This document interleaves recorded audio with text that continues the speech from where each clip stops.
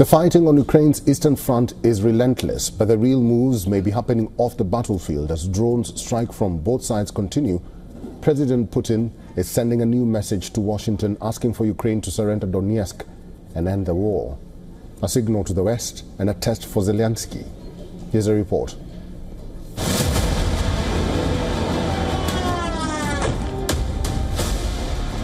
Fierce battles continue to rage along Ukraine's eastern front, with both sides claiming to shoot down dozens of enemy drones and missiles.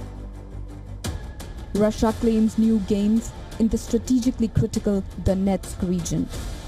Moscow is launching attacks on transport infrastructure, military supply lines, and Ukrainian drone training facilities.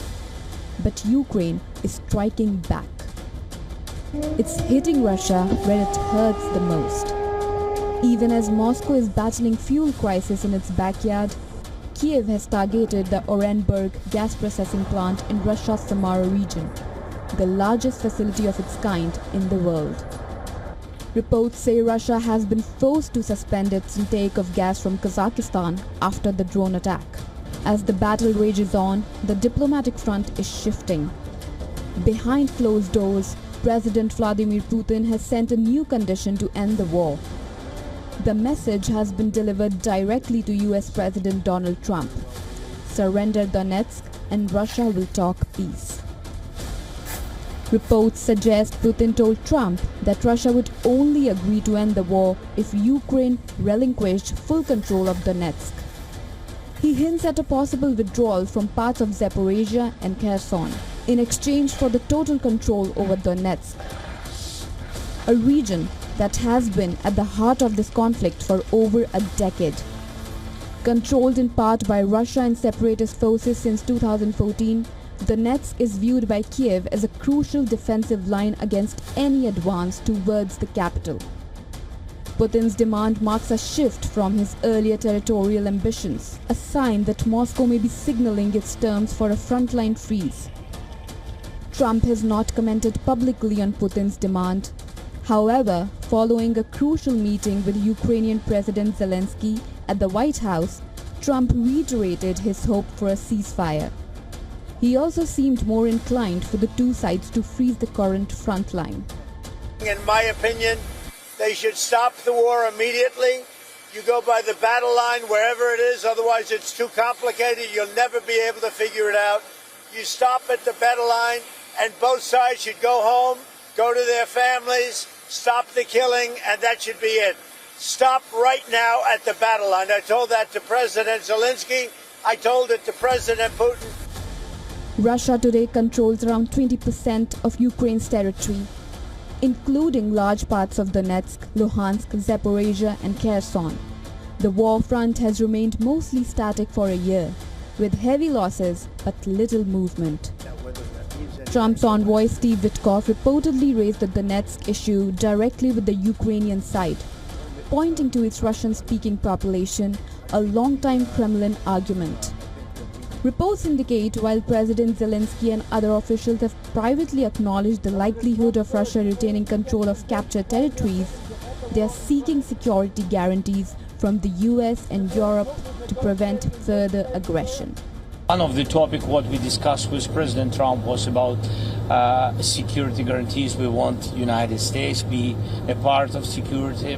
We count on the leadership of the United States. We spoke about it. I think that President understands that the most difficult questions will be in any kind of negotiations, in any format of negotiation, will be the territory of, it's a pity, but the territory of Ukraine. A Trump-Putin phone call happened just hours before Trump's face-to-face with Zelensky. Trump and Putin are expected to meet soon in Budapest, their first summit since Alaska. For months, the front line has been frozen, and that freeze may now be turning into a negotiation line. Bureau Report, WION World is One.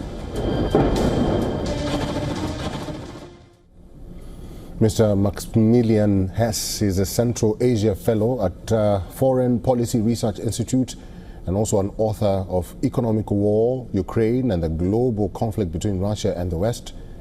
Max is joining us from London. Max, good to see you. Thank you very much for making time for us. What do you make of Mr. Putin's statement? He says that give me Donetsk and I'll end the war in Ukraine. Well, Vladimir Putin has made a number of repeated demands. This is a notable de-escalation. We should remember that after his initial demand earlier this year for Ukraine surrendering all of the Luhansk, Zaporizhia, Kherson, and Donetsk regions, he increased his demands to say that he wanted some kind of a buffer zone in the far north of Ukraine, in Sumy Oblast, and potentially other regions as well. So it is a de-escalation from Vladimir Putin, but it is one that would involve Ukraine giving up significant amounts of territory that Russian forces have been unable to occupy, where they faced major challenges in trying to advance in recent months, and crucially would give up control of the remaining heights in the northwest of the region of Donetsk that would give Russian forces a straight shot towards the city of Kharkiv and towards the Dnieper River into central Ukraine as well. And that is something that Kiev is going to be unwilling to do, and that Putin knows is a demand that he can try to signal he's decreasing without actually negotiating. Max, the focus now shifts to Budapest, and there is a likely summit between President Trump and President Putin. Do you have any hopes of this much anticipated talk? I think we need to always remain hopeful that there can be progress from these talks, but we saw no real meaningful progress after the August negotiations.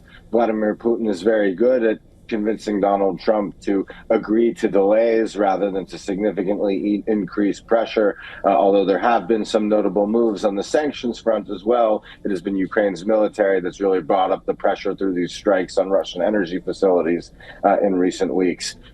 So the devil remains in the details of what these talks look like, but I wouldn't be surprised if we saw another repeat of Alaska where there was much pomp but nothing actually agreed, because Vladimir Putin does still believe that time is on his side, so long as U.S. support weakens over time. Max, it's good to see you. We'll have to end it there. Thank you for talking to us today. Thank you, Ralph.